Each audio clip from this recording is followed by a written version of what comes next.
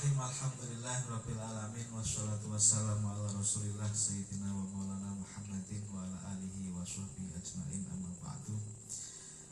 Yang saya hormati Ketua PAC GP Ansor Kecamatan Karangdadap, Ketua Rizalul Ansor PAC GP Ansor Karangdadap, terus ranting, ini berarti ranting apa? Ranting Criping ya, ranting Criping, dan seluruh sahabat-sahabat di PAC Karangdadap. Kita juga Ansor ini, jadi saya kesini niatnya silaturahim ya. Nanti kita mencoba untuk bincang-bincang terkait buku Dunia Kiai ini. Mungkin jenengan bisa saged bertanya atau mungkin memberikan komentar-komentar, tidak masalah. Jadi ini sahabat Muslimun ini dulu satu kelas sama saya di Al-Fadhul kali Aswan Autobiakan di Haji Timia Teroris. Jadi dulu sahabat Muslimun ini ketua komplek, tapi bukan ketua komplek. Tapi kalau kita lihat wajah beliau itu kan tidak berjenggot. Jadi kalau di pondok itu ada istilah meril. Jadi dulu mantan meril ini.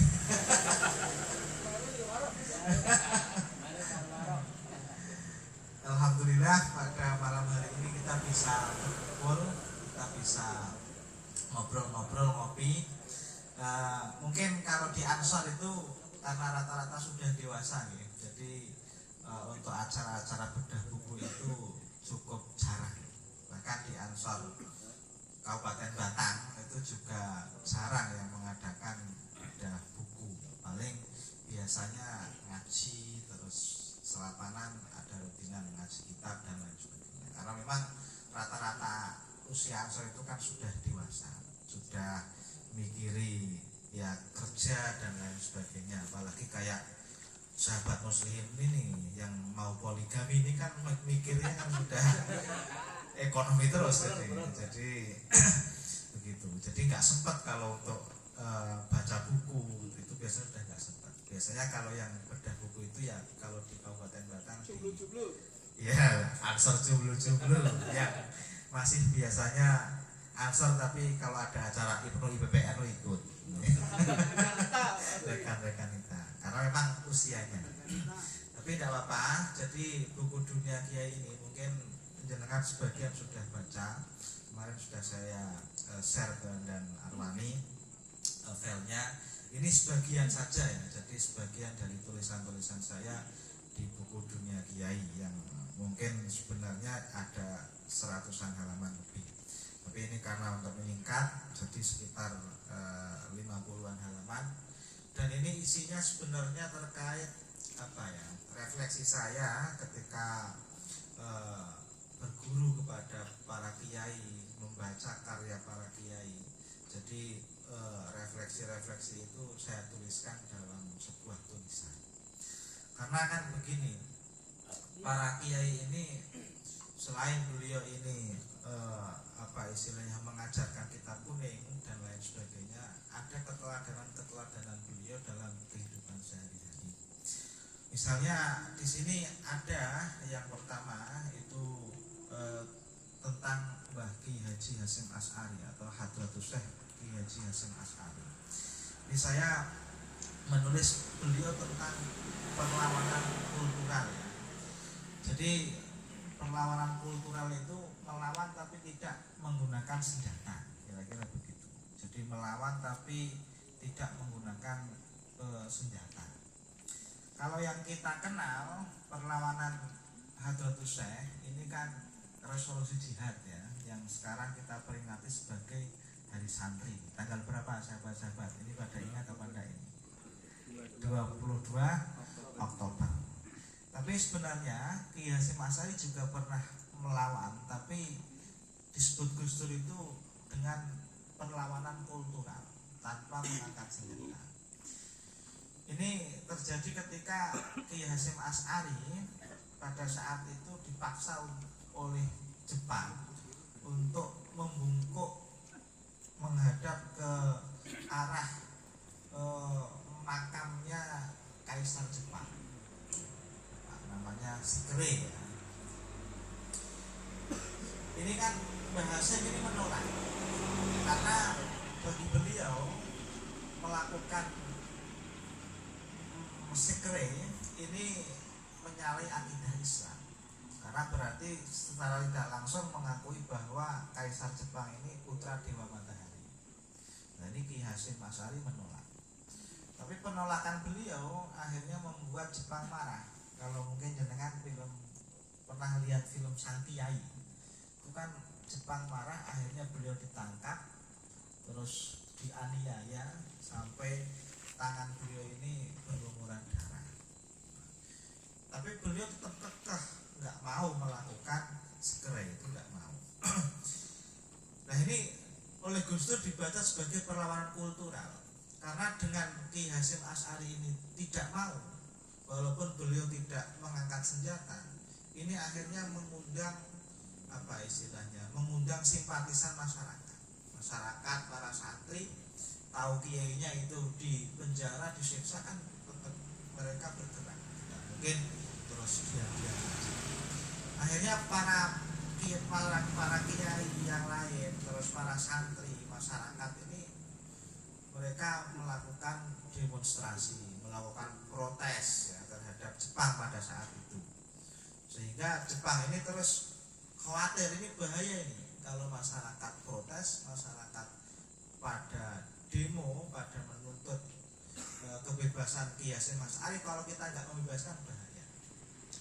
Akhirnya dibebaskan. Tapi perlawanan semacam ini walaupun artinya diam saja, tapi ini membekas di hati masyarakat. Akhirnya masyarakat, para santri juga tersadar bahwa penjajah ini memang pada saatnya harus kita usir dari tanah Indonesia atau tanah Nusantara. Nah ini namanya perlawanan kultural, jadi tidak frontal. Kalau kita merujuk kepada penjelasan Profesor Quraisyihab ya, dalam ibadah itu kan secara umum bisa dibagi dua bentuknya. Ada ibadah aktif, ada ibadah pasif. Ibadah aktif itu ya kayak sholat kan aktif, kita mengerjakan ruku, kita sujud itu kan aktif. Tapi ada ibadah yang cara mengerjakannya itu pasif, kayak puasa. Puasa itu kan pasif, tidak minum, tidak makan, kan tinggal diam aja kan sah puasa itu. Nah itu ibadah yang sifatnya pasif. Nah dalam melakukan perjuangan atau perlawanan ya, kalau di era dulu ini juga bisa menggunakan perlawanan aktif seperti resolusi jihad, mengangkat senjata. Tapi juga kadang-kadang pada saat-saat tertentu kita bisa menggunakan perlawanan kultural yang sifatnya itu tidak menggunakan senjata, tidak menggunakan kekerasan. Nah mungkin dalam konteks kita sekarang ini yang paling cocok ketika ada sesuatu yang kurang pas, kita bisa menggunakan cara yang kedua, yakni berjuang secara kultural. Karena kalau secara kultural itu memang pelan ya. Memang misalnya gini, di desa kita ada tradisi yang sudah mengakar dan tradisi itu jelek. Kalau kemudian kita melawan itu dengan cara kekerasan, cara frontal, ini kan terjadi konflik di masyarakat. Tapi kalau dengan cara kultural, ya mungkin pendekatan personal, diajak masuk ansor dulu, PKB, terus nanti masuk banser, ini kan sifatnya kultural, pelan, tapi tidak ada semacam konfrontasi yang berbahaya. Nah, ini mungkin bisa kita contoh salah satunya dengan perlawanan yang sifatnya kultural. Ini bisa. Ini salah satu bentuk perlawanan daripada Ki Hasyim Asy'ari, Hadratus Syekh, pendiri Nahdlatul Ulama. Terus di tulisan yang kedua, saya juga nulis tentang Ki Anwar ya. Ki Anwar ini mungkin tidak banyak diketahui. Bahkan yang sering cerita tentang Ki Anwar itu Abah Dimyati Rais. Jadi dalam beberapa ceramah beliau, baik ketika di Batang, di Pekalongan, ataupun di Pemalang dan di kota-kota lain, beliau Mbah Dimyati Rais itu sering menyinggung Kiai Anwar Batang. Jadi Kiai Anwar Batang itu nulis kitab namanya Aisul Bahri. Jadi kiai-kiai kita itu juga banyak kitabnya, artinya tidak kemudian kalah dengan kiai yang Arab itu, tidak. Tapi beliau-beliau ini banyak yang menulis kitab dan itu dengan bahasa Arab.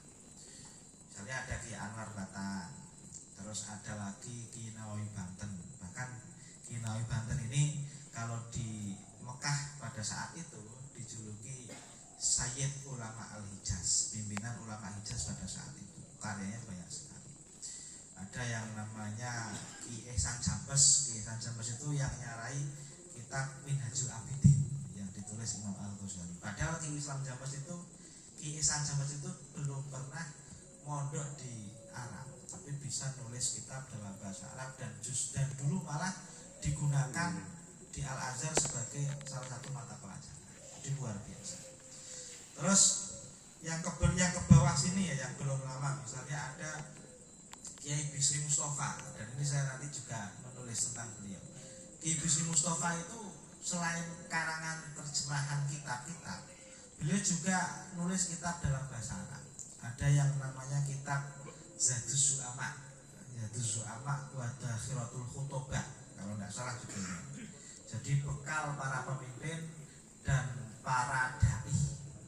Maka sahabat-sahabat Ansor yang mungkin ingin berkontestasi dalam politik, menjadi pemimpin, nanti bisa